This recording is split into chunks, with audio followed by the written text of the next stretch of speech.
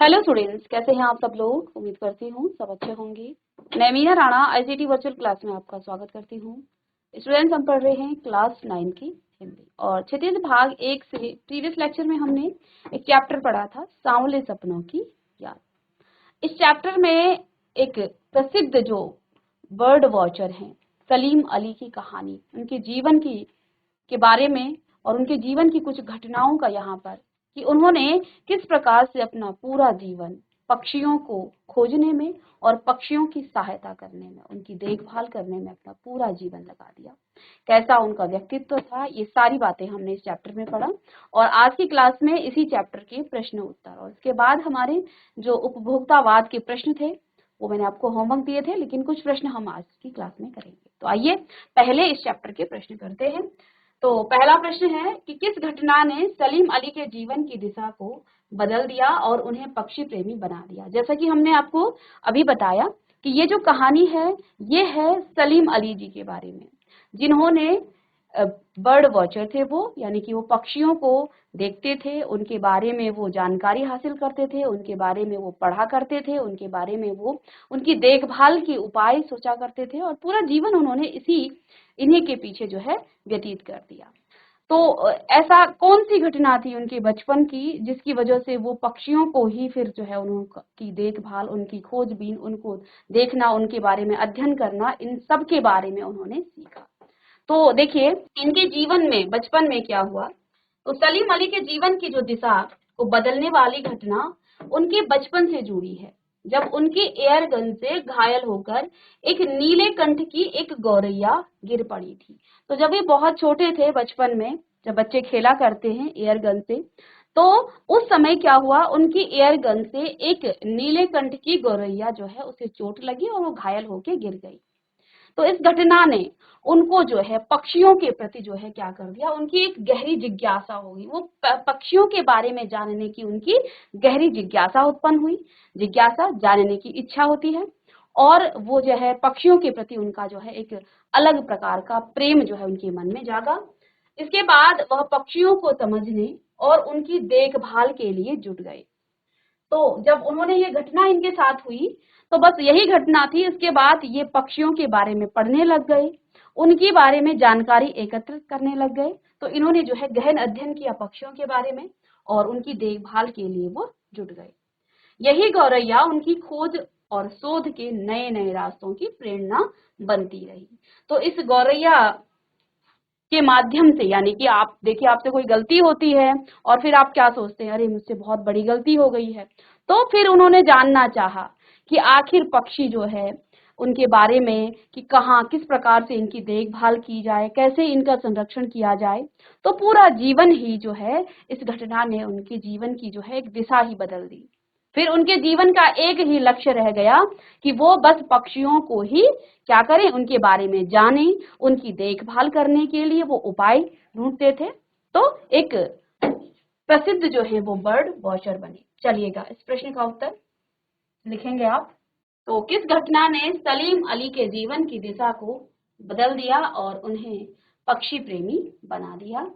चलिए इसके बाद नेक्स्ट प्रश्न है, सलीम अली ने पूर्व प्रधानमंत्री के सामने पर्यावरण से संबंधित किन संभावित खतरों का चित्र खींचा होगा कि जिससे उनकी आंखें नम हो गई थी।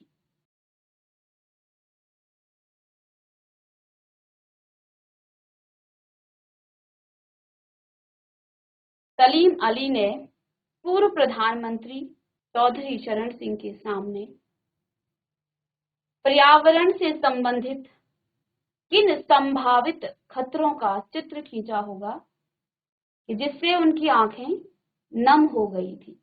तो चैप्टर में आपने पढ़ा कि सलीम अली प्रधानमंत्री चौधरी चरण सिंह के पास गए और उन्होंने जो है साइलेंट वैली को रेगिस्तान हवा के झोंकों से बचाने का अनुरोध किया था और उन्होंने साथ में पर्यावरण से होने वाले जो संभावित जो संभावना है, आगे जो पर्यावरण के द्वारा जो है खतरे हो सकते हैं, उनका उनके सामने यानी प्रधानमंत्री के सामने जो है एक प्रभावशाली चित्र जो है खींचा, जिससे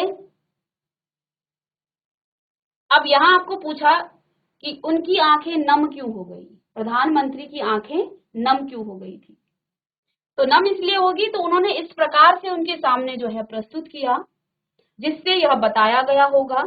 ये हम अपनी कल्पना पर लिखेंगे, ठीक है, क्योंकि ऐसा जो है यहाँ पर आपको अध्याय में नहीं दिया गया था, लेकिन आप कल्पना पर, क्योंकि इमोशनल होना, भावुक होना, यानी कि उन्होंने जो है इस प्रकार से उसमें अपनी भावनाएं जोड़ी होंगी कि प्रधानमंत्री की आंखें नम हो गई होंगी, ठीक है। तो आप इमोशनल, आप भावुक कब होते हैं, जब आपकी भावनाएं उसके साथ जुड़ती हैं, ठीक है, तभी तो आपकी इमोशनल होते हो, ठीक है। जिन घटनाओं से या जिन बातों से आप भावनात्मक रूप से जुड़े होते हैं, ठीक है। और क्योंकि जो पूर्व प्रधानमंत्री थे चौधरी चरण सिंह, वो भी जमीन से जुड़े हुए थे, एक साधारण परिवार से वो थे, ठीक है। और एक साधारण परिवार का बच्चा अगर किसी बड़े पद पर जाता है तो वो समझ सकता है आम आदमी, आम जनता की परेशानियों को, लोगों की कष्टों को, लोगों के बारे में कि हाँ इससे लोगों को क्या दिक्कत होगी। एक किसान जो है, जब वर्षा नहीं होती है तो वो अगर किसान परिवार किसी बड़े पद पर जाता है तो वो उस बात को समझता है। एक गांव से आया हुआ बच्चा जब किसी बड़े पद पर जाता है तो वो गांव की समस्याओं को समझता है, ठीक है ना। अब आप में से कल को कोई बच्चा जो है बहुत उच्च पद पर चला जाए तो आप अपने गांव की समस्याओं को अच्छे से समझोगे, क्योंकि आप अभी उन समस्याओं से जूझ रहे हैं, आपने उनका सामना किया है, ठीक है। तो जब आप उस चीज को भोग करके, उस चीज को आपने सामना किया हो, तभी आप उस चीज को फील किया हो, तभी आप समझ पाओगे, ठीक है। आपकी क्लास का कोई बच्चा कल को जो है डीएम बन गया और आपके गांव से कोई बच्चा जो है, कोई आदमी अगर उनके पास चले जाए, उनसे आपकी समस्याएं बताए, तो वो निश्चित रूप से उस बात को समझेगा, क्योंकि वो हर परेशानी को जानता है। तो चौधरी चरण सिंह भी एक साधारण परिवार से थे। तो जब सलीम अली उनके पास गए, उन्होंने बताया कि साइलेंट वैली को जो है रेगिस्तान के झोंकों से बचाने का उन्होंने अनुरोध किया और उससे होने वाले जो संभावित खतरे हैं उनके बारे में बताया, तो इनकी आंखें नम हो गई थी। तो चलिए उत्तर लिखेंगे आप। लिखिएगा, सलीम अली ने पूर्व प्रधानमंत्री चौधरी चरण सिंह के सामने केरल की साइलेंट वैली को रेगिस्तानी हवा के झोंकों से बचाने का अनुरोध किया था। उन्होंने पर्यावरण के संभावित खतरों का ऐसा प्रभावशाली चित्र खींचा जिसमें यह बताया गया होगा कि यदि साइलेंट वैली जैसे वन क्षेत्र नष्ट हो गए तो इसका पर्यावरण और पक्षियों पर गंभीर प्रभाव पड़ेगा। क्योंकि देखिए, वो पक्षियों से बहुत प्रेम करते थे, उनके बारे में अध्ययन करते थे, उनके बारे में, उनकी बचाव और संरक्षण का वो काम करते थे। तो वो पक्षियों को बचाना चाहते थे, वो पर्यावरण को बचाना चाहते थे, ठीक है। यदि पक्षी नष्ट हो गए तो जो छोटे छोटे हानिकारक कीटाणु हैं, जो आपके कीड़े मकोड़े हैं, वो सारे जो है हमें नुकसान पहुंचाएंगे, ठीक है। चलिए, तो इस सब का जो है उन्होंने इस तरह से जो है उनके सामने ये बात रखी कि चौधरी चरण सिंह यानी जो पूर्व प्रधानमंत्री थे, उनकी आंखें उनकी बातों से प्रभावित होकर के वो उनकी आंखें नम हो गई थी। चलिए नेक्स्ट प्रश्न। लॉरेंस की पत्नी फ्रीडा ने ऐसा क्यों कहा होगा कि मेरी छत पर बैठने वाली गौरैया लॉरेंस के बारे में ढेर सारी बातें जानती है। लॉरेंस जो है वो भी एक वर्ड वाउचर थे, वो पक्षियों के अध्येता थे, पक्षियों को बारे में वो पढ़ते थे, उनका अध्ययन करते थे। तो जब उनसे पूछा गया कि आप अपने पति के बारे में कुछ लिखें या कुछ कहें, तो लॉरेंस की जो पत्नी थी फ्रीडा, उन्होंने क्या कहा कि मेरी छत पर बैठने वाली गौरैया लॉरेंस के बारे में ढेर सारी बातें जानती है। आप किसी पक्षी, देखिए जब बच्चा जो है, छोटे छोटे बच्चे जो है पक्षियों को डराते हैं, घर गांव में आपने देखा होगा, लेकिन जब आप उन पक्षियों को धीरे धीरे जो है विश्वास हो जाता है कि ये मुझे कुछ अब नुकसान नहीं करेगा, तो वो आपके सामने आते। नहीं तो पक्षी आपसे बहुत डरते हैं, आप थोड़ी सी हवा भी करोगे तो वो उड़ जाएंगे। लेकिन जो पक्षियों के बारे में पढ़ता है तो पक्षी भी धीरे धीरे समझ जाते हैं कि ये हमें नुकसान नहीं पहुंचाएंगे, इनसे हमें कोई खतरा नहीं है, तो वो आपके नजदीक भी आते हैं फिर। ठीक है, तो लॉरेंस की पत्नी फ्रीडा ने यह कहा कि मेरी छत पर बैठने वाली जो गौरैया है वो लॉरेंस के बारे में ढेर सारी बातें जानती है, क्योंकि लॉरेंस का जो जीवन था वो बहुत सादा और प्रकृति के करीब था और इतने सरल और खुले इंसान थे कि उनके बारे में गौरैया जैसी छोटी चीज भी समझ सकती थी, जिसे शब्दों में बताना मुश्किल है, क्योंकि वो उन्हीं पक्षियों के साथ रहा करते हैं। अब जो व्यक्ति पक्षियों के साथ है तो वो जो है, मतलब कहने का भाव उनका ये था कि वो जो है हमेशा पक्षियों को ही सबसे ऊपर रखते थे, उनके बारे में अध्ययन करते थे, उनके बारे में वो जानते थे, उनके साथ वो टाइम स्पेंड करते थे, उनके साथ वो समय बिताते थे। तो क्या कहा उन्होंने कि मुझसे ज्यादा मेरी छत पर बैठने वाली जो गौरैया है उसे पूछिए, वो जो है मुझसे ज्यादा जानती है लॉरेंस के बारे में। और लॉरेंस भी एक फेमस, वो भी पक्षियों के अध्येता थे, पक्षियों के बारे में वो भी अध्ययन करते थे। ठीक है, चलिए प्रश्न नंबर 4 है। अब आपको यहाँ कुछ पंक्तियां दी गई है और इन पंक्तियों का आशय आपको जो है स्पष्ट करना है, उनके बारे में बताना है। वो लॉरेंस की तरह नैसर्गिक जिंदगी का प्रतिरूप बन गए। वो लॉरेंस की तरह नैसर्गिक जिंदगी का प्रतिरूप बन गए। इसका क्या आशय है?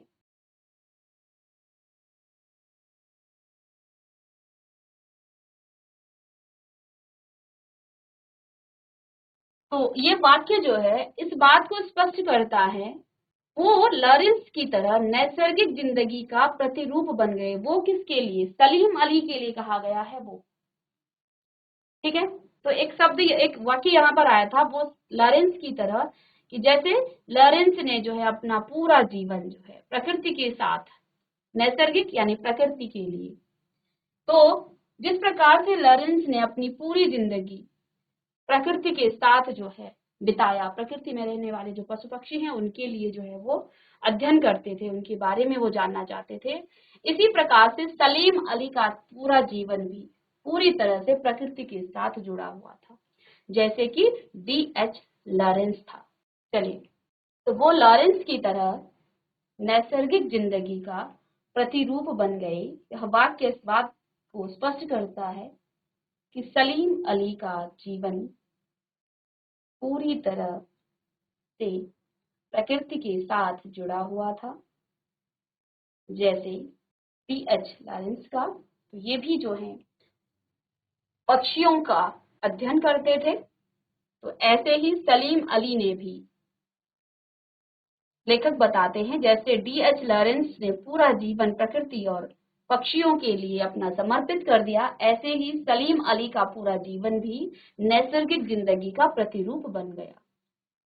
नैसर्गिक जिंदगी का प्रतिरूप होने का मतलब है कि सलीम अली ने अपना जीवन प्रकृति की सरलता और उसकी गहराई को समझने और उसके साथ जीने में बिताया है। सलीम अली ने अपना जीवन प्रकृति की सरलता और उसकी गहराई को समझने और उसके साथ जीने में बिताया। चलिए, तो लेखक ने बताया कि कोई अपने जिस्म की हरारत और दिल की धड़कन देकर भी उसे लौटाना चाहे तो वह पक्षी अपने सपनों के गीत जो है दोबारा कैसे गा सके। इसका क्या अर्थ है, इसका आशय क्या है? जब कोई चीज अपने जीवन के अंतिम अवस्था पर पहुंच जाता है, यहाँ सलीम अली की अंतिम यात्रा चल रही थी और उस यात्रा को लेखक ने उस पक्षी की तरह बताया जो अपना अंतिम गीत गा करके कहीं लुप्त हो गया है, कहीं जो है उसने अपनी अंतिम सांसें जो है भर करके अब वो हमेशा के लिए चला गया है। तो उस पक्षी से जो है यहाँ पर उनकी तुलना की है। क्या कहा कि कोई अपने जिस्म की हरारत और दिल की धड़कन देकर भी उसे लौटाना चाहे तो वह पक्षी अपने सपनों के गीत दोबारा कैसे गा सकेगा, क्योंकि सलीम अली की अंतिम यात्रा चल रही है और इस यात्रा के आगे आगे चल रहे हैं सलीम अली। इस वाक्य का आशय यह है कि जब कोई चीज अपने अंतिम जीवन की अंतिम अवस्था पर पहुंच जाता है तो उसे वापस लाना असंभव हो जाता है। अब क्योंकि सलीम अली ने जो है अपनी अंतिम यात्रा में जा रहे हैं, तो उन्होंने यहाँ क्या बताया कि ये जो यात्रा है ये अन्य जो यात्राएं थी, अन्य जो सफर था उन सब से बिल्कुल अलग था। चाहे कोई कितनी भी कोशिश कर ले, आप उन्हें पुनः जो है वापस नहीं ला सकते। और साथ में इन्होंने एक पक्षी से भी तुलना की कि एक पक्षी जो है जिस प्रकार अपने अंतिम गीत गा करके, आखिरी गीत गा करके वो कहीं लुप्त हो जाता है किसी जंगल में, ऐसा ही यहाँ सलीम अली की भी अंतिम यात्रा चल रही है, जिसके आगे आगे चल रहे हैं सलीम अली और पीछे पीछे जो है एक हुजूम, एक भीड़ उनकी चल रही है। तो इस यात्रा को ना तो कोई रोक सकता है और ना ही जो है उन्हें पुनः वापस ला सकता है, क्योंकि व्यक्ति जब एक बार अपने प्राण छोड़ देता है तो फिर उसे वापस लाना मुश्किल है। एक पक्षी जो गीत गा करके कहीं लुप्त हो गया है, यानी कि उसकी मृत्यु हो गई है, तो उसे भी आप कितनी भी कोशिश कर लें, आप उसे वापस नहीं ला सकते हैं। तो ये जो लेख लिखा है लेखक ने, ये उस समय का है जब उनकी अंतिम यात्रा जा रही थी सलीम अली की। एक वाक्य आया है कि सलीम अली प्रकृति की दुनिया में एक टापू बनाने की बजाय अथाह सागर बनकर उभरे। तो सलीम अली प्रकृति की दुनिया में एक टापू बनाने के बजाय अथाह सागर बनकर उभरे। इस वाक्य का यह आशय है कि सलीम अली ने प्रकृति और पक्षियों के प्रति अपने प्रेम और त्याग को सीमित दायरे तक नहीं रखा, बल्कि उन्होंने इसे इतना व्यापक फैला दिया और इतना गहरा बना दिया कि उनका योगदान किसी एक क्षेत्र, विषय या स्थान तक सीमित नहीं रहा, बल्कि उन्होंने प्रकृति और पर्यावरण को गहराई से समझा है और उसे अपनाया है। ठीक है, तो टापू बनाने का अर्थ है कि आप सीमित हो जाते हैं उस टापू तक। यहाँ सलीम अली ने अपनी प्रकृति के प्रेम, पक्षियों के प्रति प्रेम और त्याग को सीमित दायरे तक नहीं रखा, बल्कि उन्होंने इसे जो है व्यापक रूप से समझा और इसको गहरे अध्ययन किया और इसको गहरा बना दिया। उनका योगदान किसी क्षेत्र विशेष तक नहीं था, ठीक है, या किसी स्थान तक सीमित नहीं रहा, बल्कि उन्होंने प्रकृति और पर्यावरण को गहराई से समझा और उसे अपनाया। टापू बनाने की बजाय अथाह सागर का मतलब यह है कि उन्होंने अपने ज्ञान, कार्यों और सोच को सीमित नहीं रखा, बल्कि उसे पूरी दुनिया में फैलाया। तो टापू बनाने का अर्थ क्या है? टापू बना करके आप सीमित रह जाओगे, लेकिन इन्होंने अपने ज्ञान को, अपने कार्यों को, अपनी सोच को सीमित नहीं रखा, बल्कि उसे जो है पूरी दुनिया में फैलाया। तो चलिए नेक्स्ट प्रश्न। इस पाठ के आधार पर लेखक की भाषा शैली की 4 विशेषताएं, यानी इस पाठ में लेखक ने किस प्रकार की भाषा शैली का प्रयोग किया है, तो यहाँ आपको 4 विशेषताएं बतानी है। चलिए, तो लेखक की भाषा काव्यात्मक है, जैसे सांवले सपनों का हुजूम मौत की खामोश वादी की तरह अग्रसर है। सांवले सपने होते हैं जो धुंधली यादें आपके जहन में, आपके मन में, जब आप किसी पुरानी याद को जो है, किसी पुरानी बात को आप याद करते हैं, तो वो जो है किसी सपने की तरह लगता है, जो अब थोड़ी सांवले यानी धुंधले से आपको महसूस होते हैं।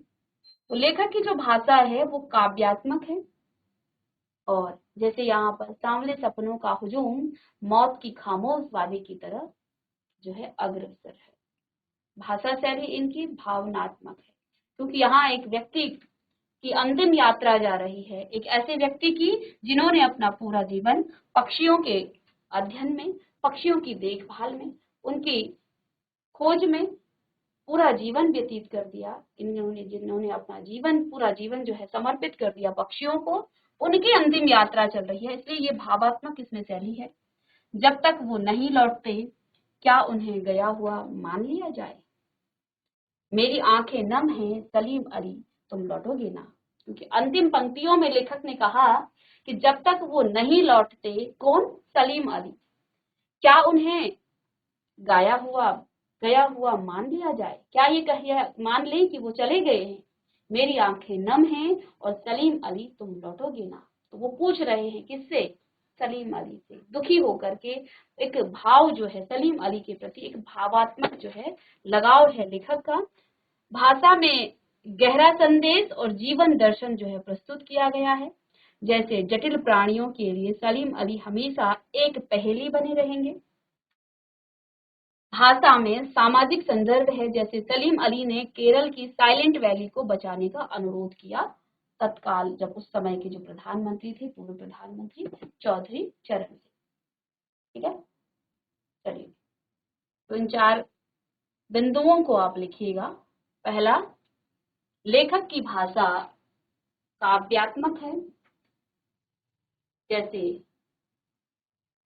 सांवले सपनों का हुजूम मौत की खामोश वादी की तरफ अग्रसर है।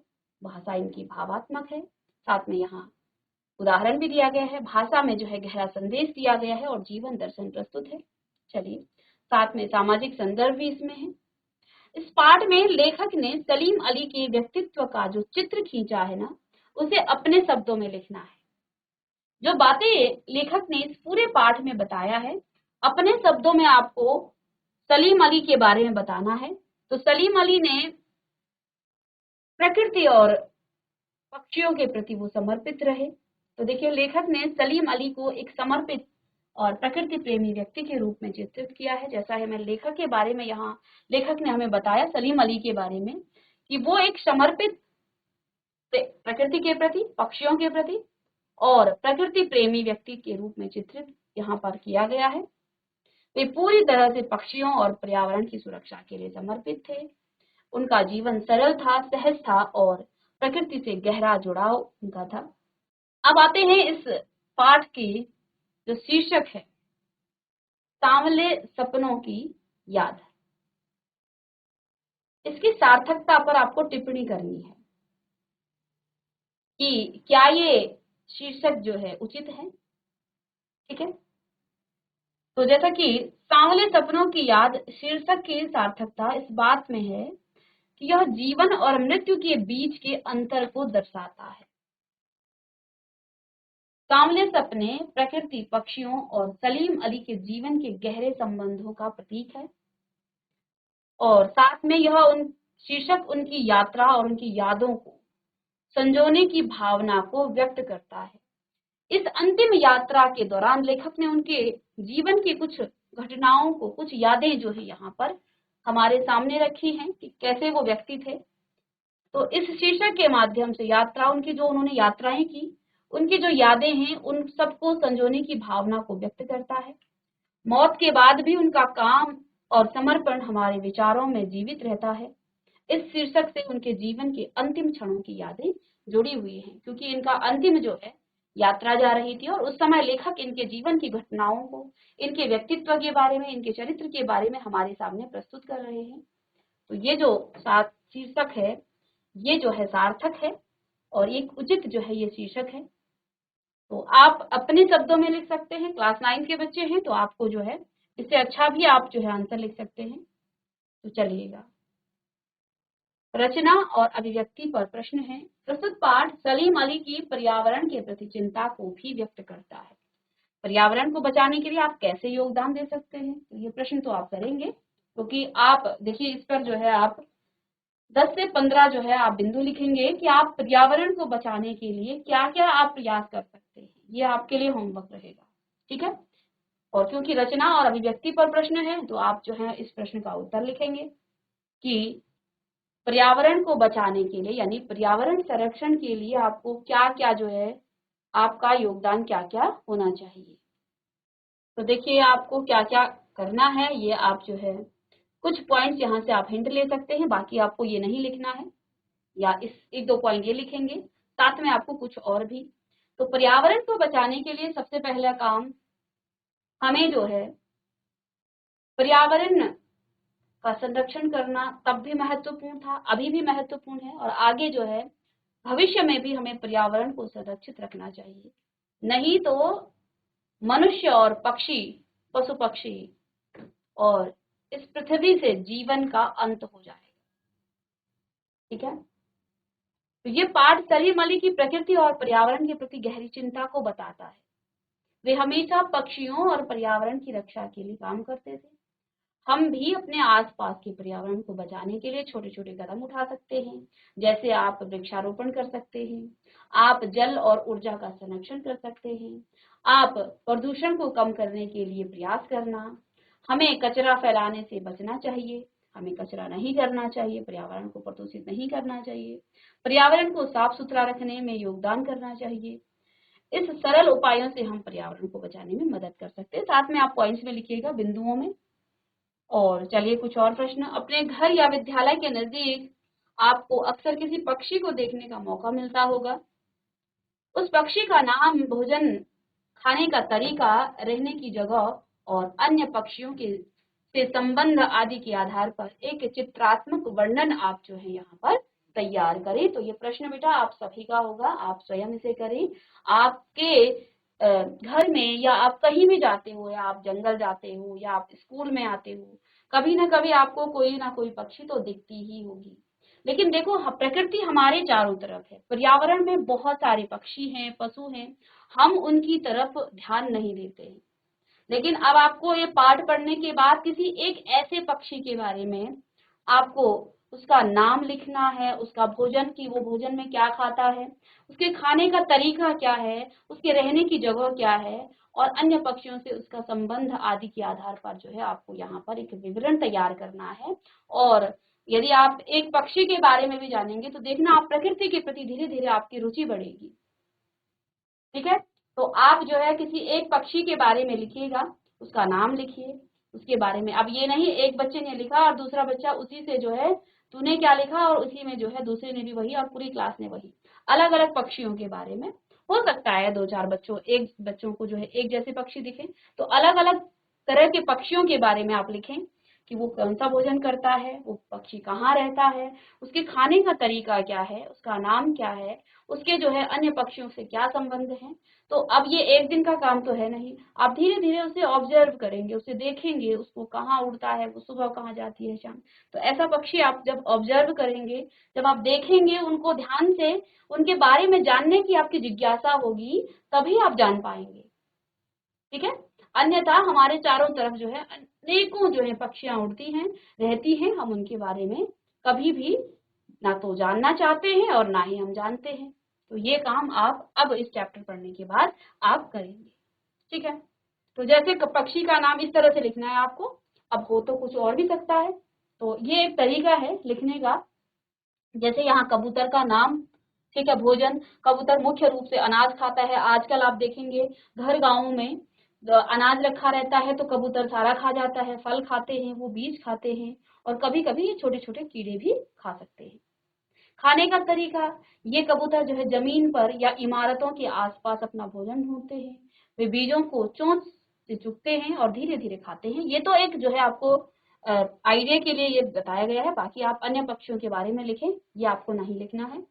रहने की जगह, कबूतर खुले स्थानों पर जैसे इमारतों की छतों पर, पेड़ों की शाखाओं पर और पुलों के नीचे रहती हैं। आप कौवों के बारे में लिख सकते हैं, आप कबूतर के बारे में लिख सकते हैं, आप तोते के बारे में लिख सकते हैं।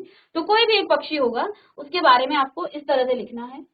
ठीक है, पेड़ों की शाखाओं पर वो रहते हैं और पुलों के नीचे भी रहते हैं।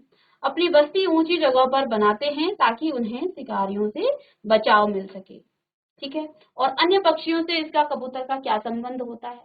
तो कबूतर जो है एक शांतिपूर्ण होते हैं और आमतौर पर एक समूह में रहते हैं। ठीक है, एक साथ रहते हैं और उनका एक अलग सा अपना समूह होता है। वे अन्य कबूतरों के साथ आसानी से मिल जाते हैं, लेकिन अपने इलाके के बारे में बहुत जो है वो सख्त होते हैं। कभी कभी अन्य पक्षियों से लड़ते भी हैं, और खासकर भोजन के लिए।